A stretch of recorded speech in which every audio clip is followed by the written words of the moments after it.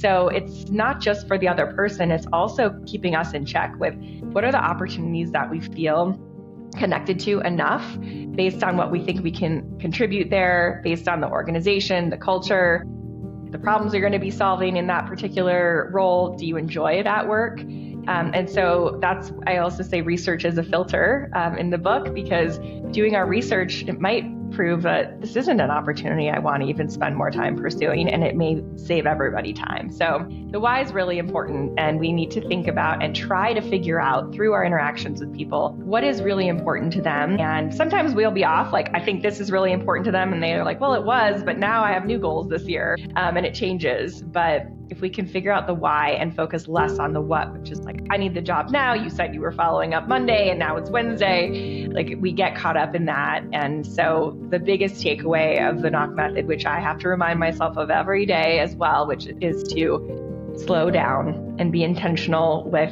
the connections that we're building in our careers. And when we create space, that enables us to take time to research, be more prepared, which helps boost our confidence, by the way. And then it also gives us that time to remember to be more human and talk about the why and think about purpose and impact more than just an outcome.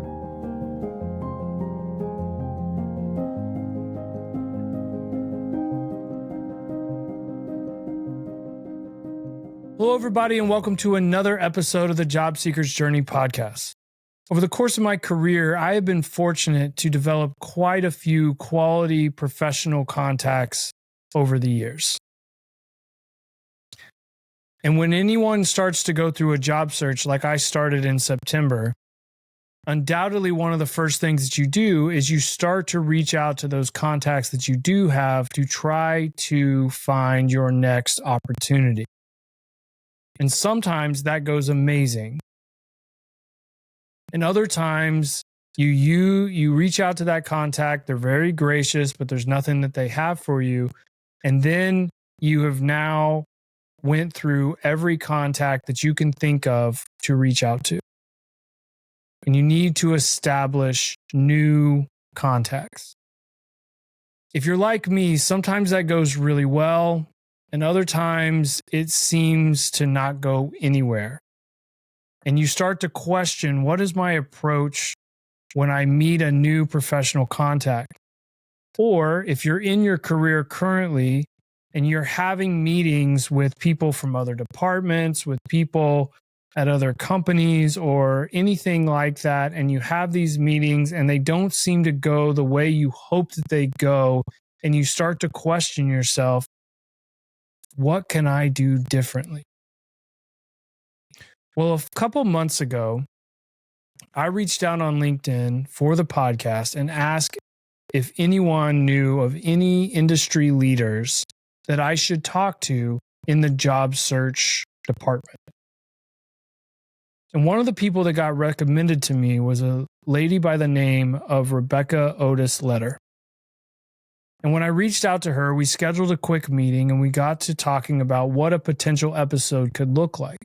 And one of the questions that I love asking of a potential guest is, what is something that you are really passionate about that we would want to talk about on the episode? And when I did that with Rebecca, the first thing she said was, well, I wrote this book called Knock, and I think we should talk about that. Now, I really liked Rebecca in our conversation, so I was excited to read her book. But when I got it and started to read it, I could not put it down. A lot of it was things that I think of in my personal life on how to approach friends and just people in general. So that caught my eye. But then as I got to reading it more and more, I realized the value of the knock method of reaching out to potential new professional contacts, as well as people when you are at a job at other departments. This is an amazing conversation. I can't wait for you to hear it. So without further ado, here is my conversation about her book, Knock, with Otis Leder.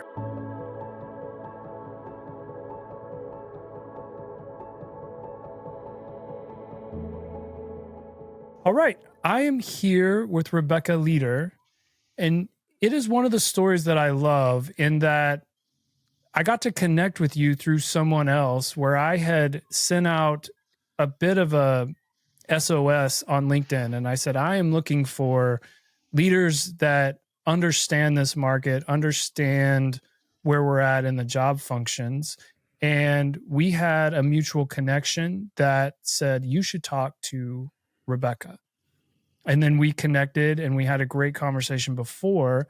And one of the things that I loved is when I said, hey, what are you passionate about? What would you love to speak about? You had a book and you said, I wrote this book and let's talk about the book. And I said, great.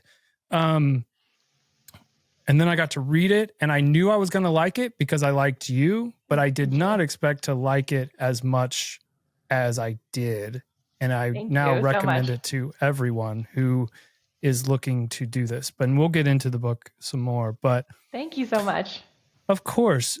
Before we get started about the book, why don't we start with a little bit of your background and what kind of got you to want to even write a book in the first place? Yeah, thanks, Brad. I always love when people dive into the book, and that's one of the elements of the knock method, which is my framework for building high quality career relationships, is investment, not necessarily financial investment, but taking action to invest in a relationship up front. In this case, thank you for reading the book. It will make for a richer conversation today and hopefully help a lot of people. I don't remember exactly the moment where I said I'm going to write a book, but I do remember that I had noticed across the course of my career that there was sort of this trend that people might ask me about, resumes, job search, and also people don't really like the job search in general. And I have had moments of that as well, but I didn't necessarily mind it either because I felt like I was learning about all kinds of companies. I was really interested in really sort of cracking the code on how do I find that right fit between my skill set and solving problems for companies and organizations that have this role that they're hiring for. And also I get to meet all these really interesting people. And so I saw it as a good challenge, whereas most people are just really tired of it. It's exhausting. As I mentioned, I've been in full-time job search mode before in my career, and it is hard and it is exhausting, and you're waiting. We were talking about that today, just sort of waiting for responses often. But I noticed this was a trend in my career, and it was sort of this common theme. And it was a strength zone of mine, which was to sort of find ways to connect with individuals in a way that was not self-serving, in a way that was mutually beneficial. And because of that ability that I have practiced and refined over the years, I've been able to make various pivots in my career, attract various types of clients, build businesses that serve a need in the marketplace. And while many people would call that a jungle gym career versus a ladder career, love jungle gymmers. So if you're out there and you have a career that you think might not make sense to everybody, I'm here for it. And so that is sort of the trajectory of my career. But at the root of it was building relationships, whether it was reaching out for an informational interview, whether it was finding mentors who turned into, impactful mentoring relationships. And so I wanted to sort of document my skills and see if I could bring that down to a format that people could learn from and I could teach it. And so now I get to do that through my company, Opportunities Knock. I teach these skills, communication skills, collaboration skills, relationship building, personal branding. So it can apply to a job seeker's journey, as the title of your podcast suggests. And it can also apply to anyone once you land the job or once you've been in a career for a long time and you're growing your career. Perhaps you're looking to start your own business. And so it really applies across your career journey, and you can lean on these sets of resources whenever you need them. So I did decide to go dive into the research because I felt like just my own personal experiences weren't enough to substantiate and provide credibility to this framework. And so I did dive into some social and organizational psychology research to figure out why might some of these actions that I had taken, why might they be working? How do they help our minds and bodies when we build this kind of connection, in addition to sort of achieving the goals that we're trying to achieve, like get a new job or get the manager position or grow into a leadership role or start your own business. And so fortunately, I've received a lot of support, and now the knock method has been adopted by nearly 4,000 people across the country and even in global organizations. And we're still going. So happy to be here. That's great. And I think you kind of answered this already, but I was kind of curious with they're pretty specific, the different steps. And I know we'll get into the steps in a second, but was this something that you realized that you were kind of doing subconsciously anyway? And you kind of saw that the times when it worked, this is what you were doing? Or was this something that was kind of a amalgamation of not only stuff you were doing, but as you were meeting different really interesting people? And there's some great examples inside the book of entrepreneurs and intercompany relations and things like that. But were these things that you were observing of other people, and then through your research, you were able to put those together? Or was this something that you were already kind of subconsciously doing, and then you were able to kind of put it on paper? Yeah, it was kind of that second one.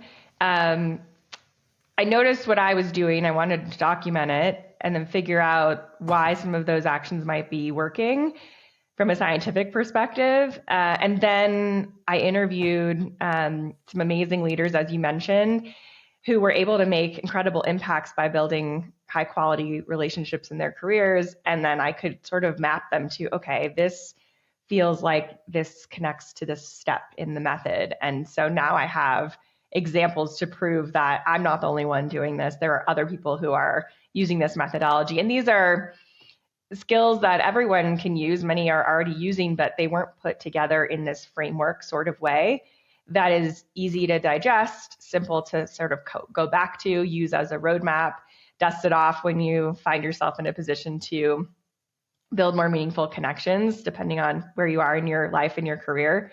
So it was more born from my internal experiences, but I really wanted to make sure that it wasn't just built in a vacuum, and it wasn't like, oh, well, I do this and it works, so you can do it too. It was like, okay.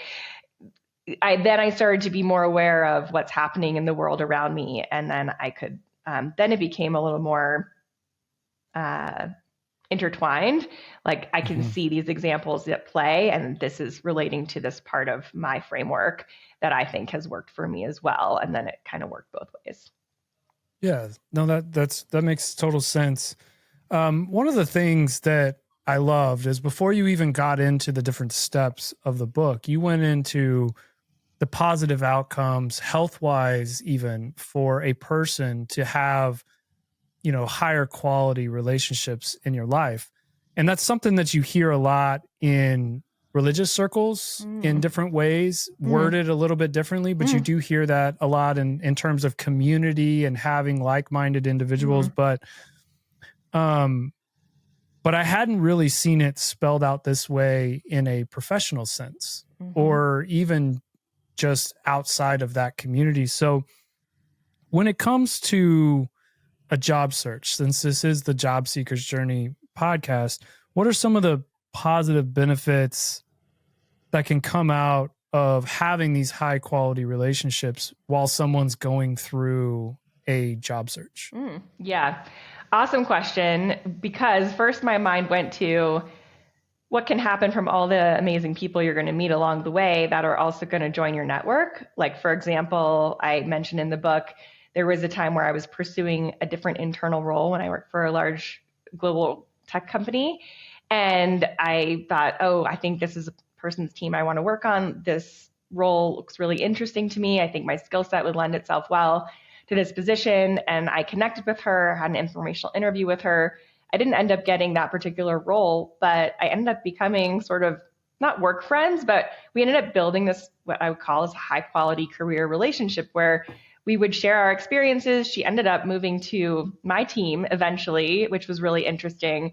We had lived in the same cities, and now we keep in touch with each other on Facebook. But that's one area where your job search, like you can think of it in a way like you're like, I just need a job. I don't need new friends. But when you're meeting with recruiters, hiring managers, you can, especially if they're in areas of interest for you, it may not be the right opportunity right now, or it might be, in which case, if you join the company now, you have a relationship with someone that you connected with prior to getting hired. and you know someone within the organization. Otherwise, then you never know. There might be an opportunity down the road and someone to know in your industry. But what I think you're asking is, when you are going through the job search, it can be really difficult. And so how can high quality career relationships help you? And there are a multitude of ways. In fact, I have a workshop and a framework for career resilience when you get knocked down in your career, because we all do. And you can hear sort of the play on words there with knock again.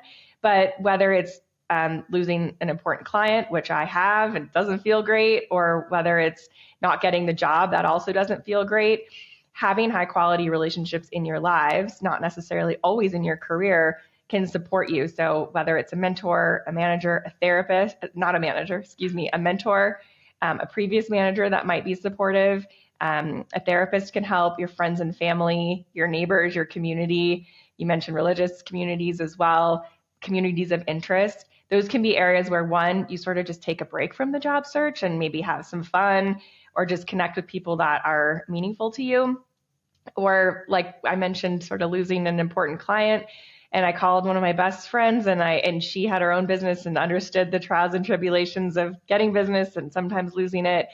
And we had this sort of hour-long walk and just talked about it and just unpacked it. And it just felt really great to talk to someone who could understand what I was going through. And so I think in the job search, high quality relationships can help you in many ways, which is the support, fun, just breaks when we need them, because you cannot be looking for a job 24/7. It's exhausting. And you also need to maintain some sort of sense of identity and community.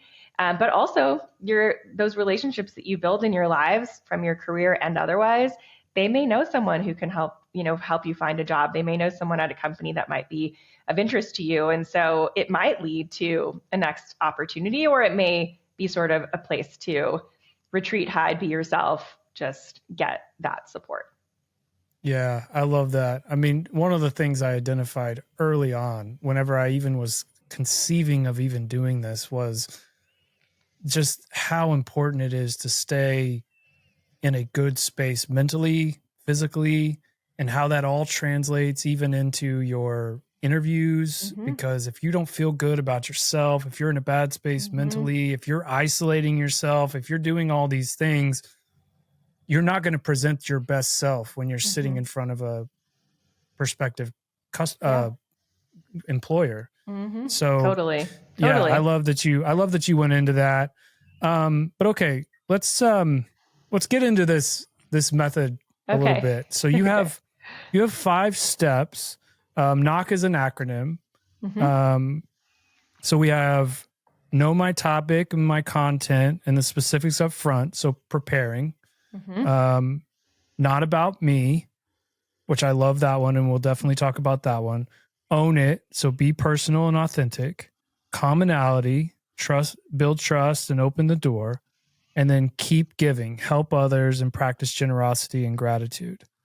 First of all, what I love about this is it's somewhat counterintuitive in some ways, right? It doesn't, especially if you start thinking about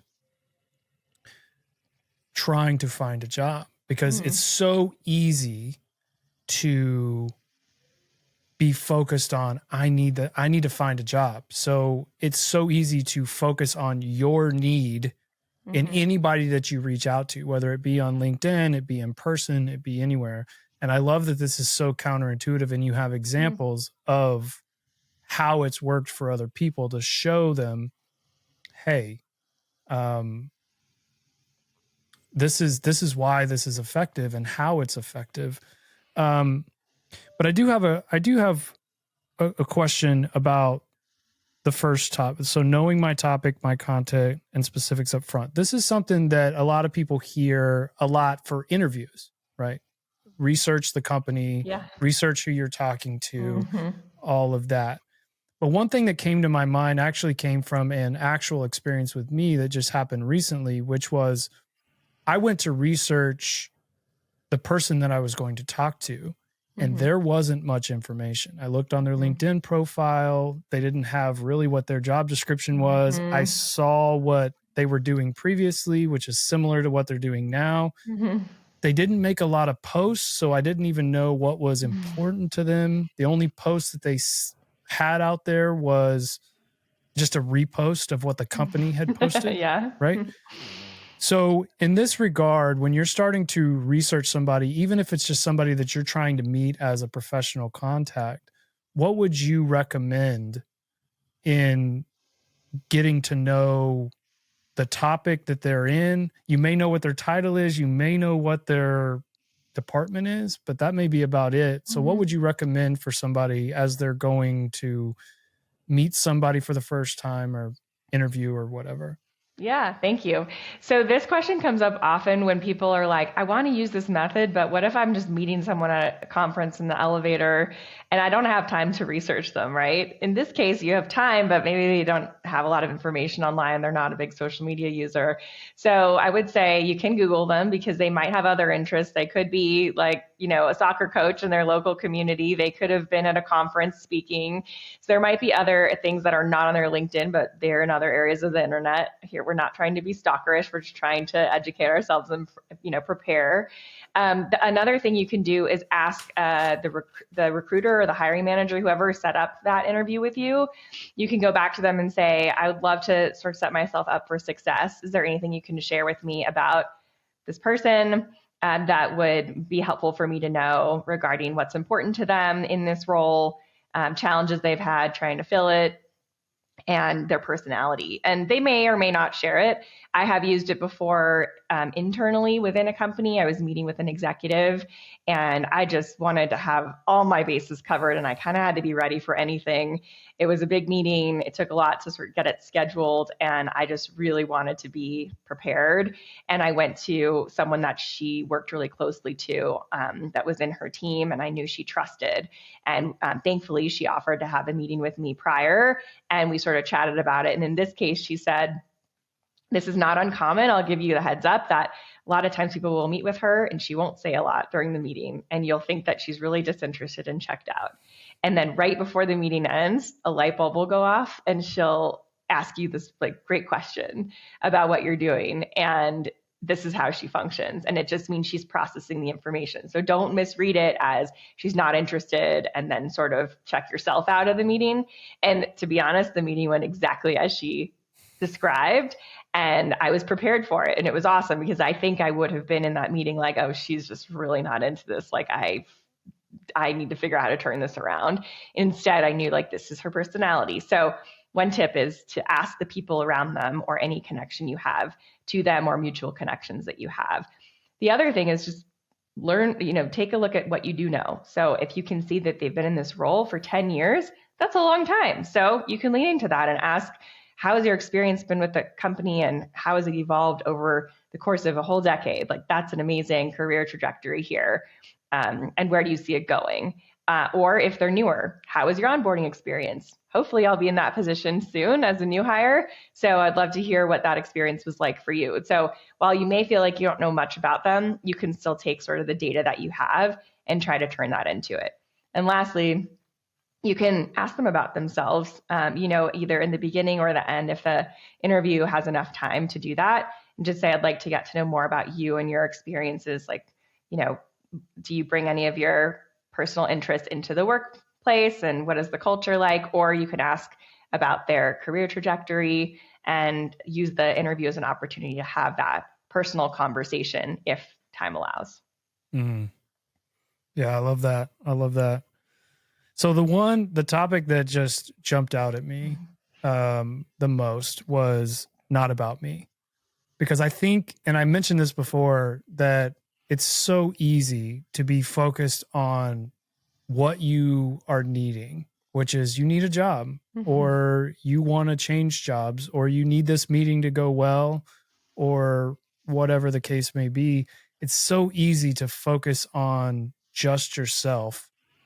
And by not doing that, it seems counterintuitive in some regards, but I love that was such a big topic to you.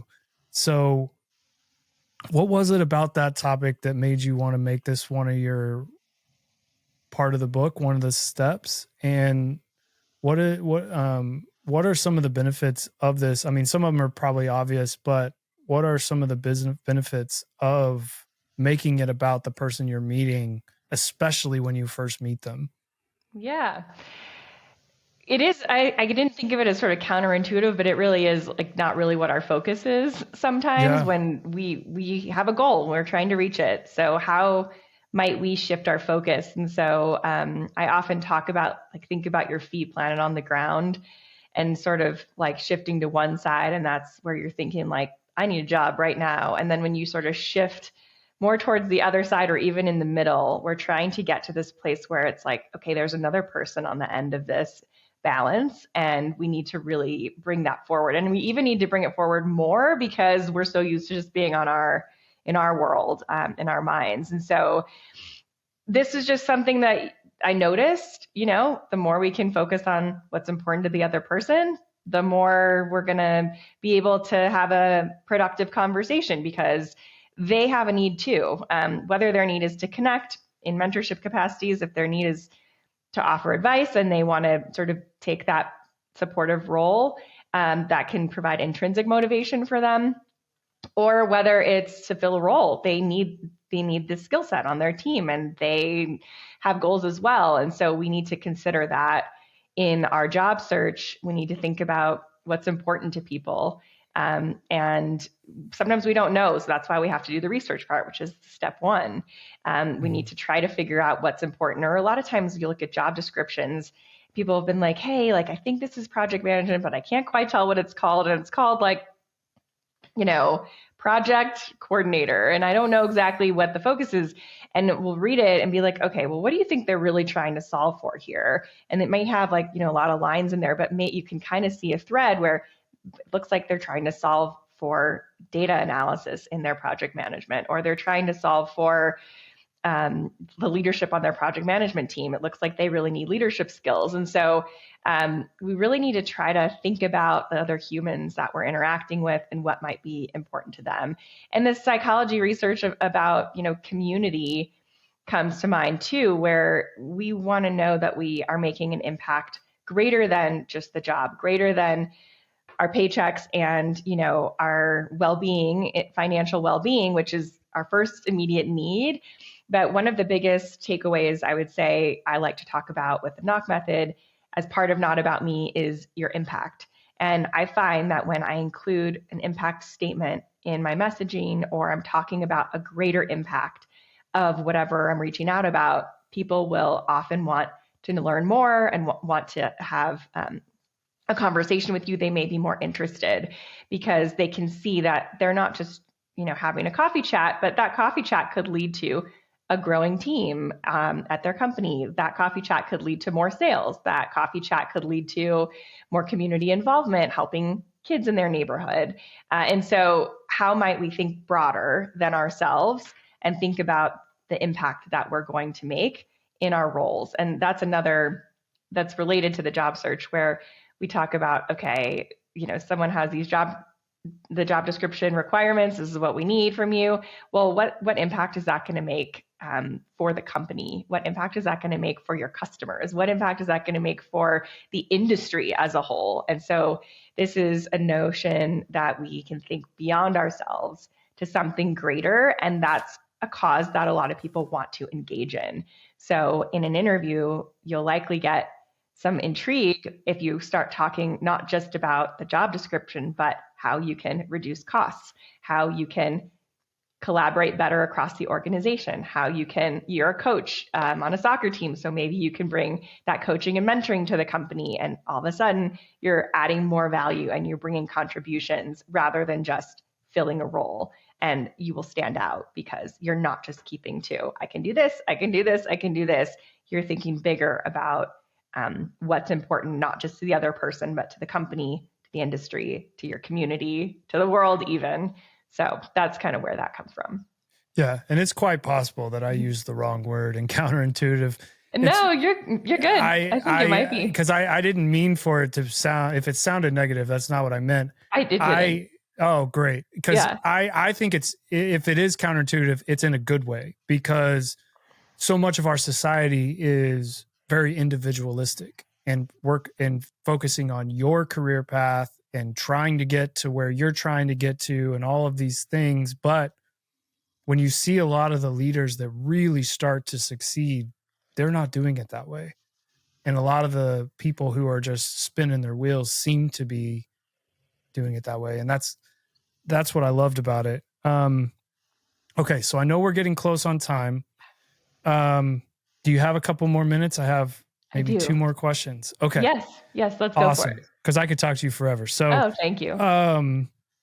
All right. So you had one in regards to networking. You had a quote that I loved, and you're talking about reducing transactional relationships, which I think a lot of people in our generation, especially, you get hit with so many just sales pitches all the time. Everyone's like, buy my widget, buy my widget. I'm better than this person, buy my widget. Yes. And you get turned off to that. So here's the quote, and then we can go from there. It says, networking has historically been about what you want, and the knock method approach is about why, and about bringing forward the interactions, or bring forth those. Did I read that wrong? The knock method approach is about why and about bringing that forward in interactions with career contacts. And I love the finding out the why. There's so many people that if you just state the what, they quite possibly could write you off. Kids do that. If you just say, don't do that, but you don't tell them why, they're probably going to be like all day. Yes. I have a 2-year-old. Right. They're, yes. I have a 4-year-old. That's the same thing. Yeah. So, let's see, what was it about those types of interactions that especially in networking, that just stood out to you so much as a practice? And you probably answered this in other ways, but what stood out to you so much about taking the what out of it and be more focused on the why that made you want to write about these types of interactions? Yeah, well, I'll give an example of someone who reached out to me recently, someone close to me, and was like in a job search. And she was like, I am not getting responses and it's so frustrating. And they told me they would reach out on Monday and now it's Wednesday. And why can't they just say, I need more time, or this is a no? And the waiting is driving me nuts. And I've been there. I really have. So I'm on the outside. It's a little easier and clearer to see from this perspective. And I reminded her that doesn't mean it's a no, that this may be your top priority, but to others, they may have 10 top priorities, and this is just one of them. And maybe they need to check with one more person before they get back to you. And you just don't know it yet, but that might be happening. And we need to be a little bit empathetic and know that it just sometimes takes time. And also, I said, she said, I followed up and I'm waiting. And I said, well, what was in your follow-up? And I thought it was great. It was well worded. And it said, I wanted to follow up on our conversation. Hope you had a great vacation, because they were going to be traveling, and hope to talk to you soon or something like that. And I said, in the future, one thing you could add is, I wanted to follow up on our conversation. I'm really excited about this opportunity because X, X, and X. That's the why part for them and for you. But really, you're writing it for them. If you're receiving the email, you want a reiteration and reinforcement of, this person is following up with me. 1, they're proactive. 2, they care. 3, now they're telling me again, reminding me about that conversation and why this is an important opportunity for both of us, because she's really excited to bring these skills to this organization. And that's just going to continue to prove the value in a way that resonates with your audience. And so it's just weaving some of these small things in. And when we're so focused on our goal, we need our job yesterday, last year, as we need it. But we need to slow down a little bit and just remember to add these pieces in there about what would be important to them. If I was receiving this email, I would want someone to remind me of our conversation, who they were, and why this is going to be a great opportunity for both of us, rather than just, hey, following up, right? I think it was a good follow-up, it was a good reminder, but we need to continue to bring forward the why and what would be important to them.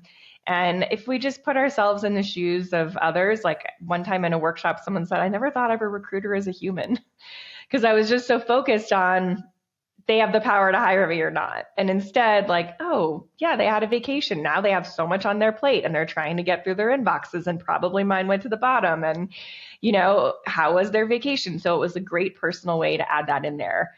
And so we really need to think about the why, our why. And if we don't have a why, then we need to think about whether that even is an opportunity we want to pursue. So it's not just for the other person, it's also keeping us in check with what are the opportunities that we feel connected to enough based on what we think we can contribute there, based on the organization, the culture, the problems you're going to be solving in that particular role. Do you enjoy it at work?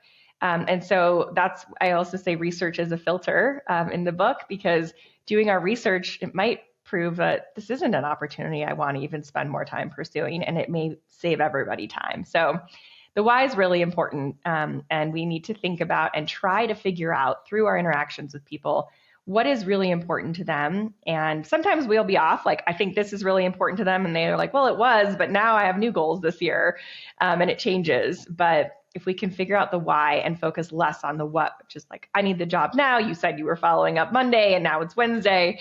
Like, we get caught up in that. And so the biggest takeaway of the knock method, which I have to remind myself of every day as well, which is to slow down and be intentional with the connections that we're building in our careers. And when we create space, that enables us to take time to research, be more prepared, which helps boost our confidence, by the way.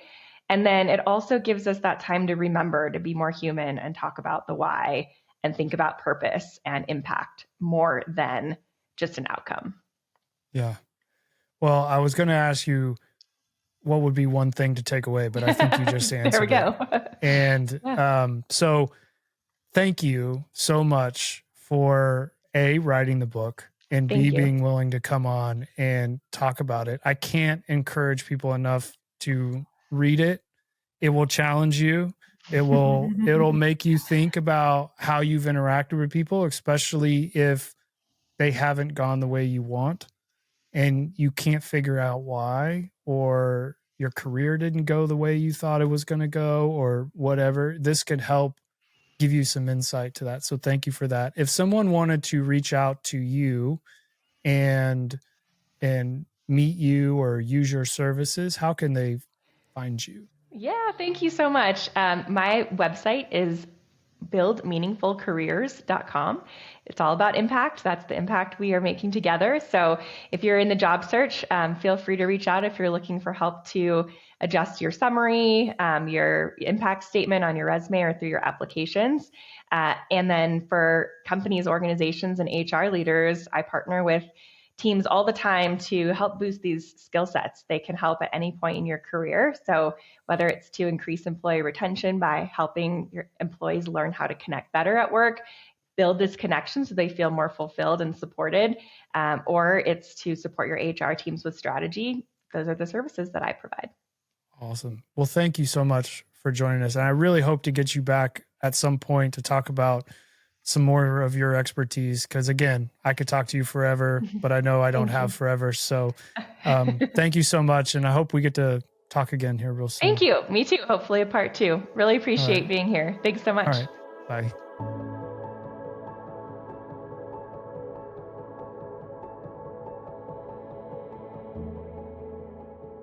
Well, that'll do it for this episode of the Job Seeker's Journey podcast. I want to thank Rebecca for coming on. She was incredible. I hope to get her back at some point to talk about another topic that she's passionate about, because I could talk to her all day. We're definitely going to have a link to her book in our show notes, and I hope that you rush out and go get that book, because I'm telling you, it is worth the read. And I'm not someone who typically recommends a lot of books. I don't read a ton of books in general. I listen to quite a few books, but I don't read a bunch. But I'm telling you, this one is worth your time. So thank you, Rebecca, for coming on. I really enjoyed that. If this is your first episode, thank you for listening. It's an honor for you to press the play button. If you would do me a favor, think of someone who you know who's going through a job search, and please forward this podcast on to them. The goal of the podcast is to bring free information to try to help someone in their job search journey. If you are listening to one of these podcasts and you haven't rated or reviewed our podcast, please do so on either Spotify, or if you're on LinkedIn watching this, rate it, review it, leave a comment, help get that conversation going to try to get this in front of more people so that we can help more as we go along this journey. But with that, we're going to go ahead and end this episode. Hope you have a great day or evening, and we'll see you soon. Bye-bye.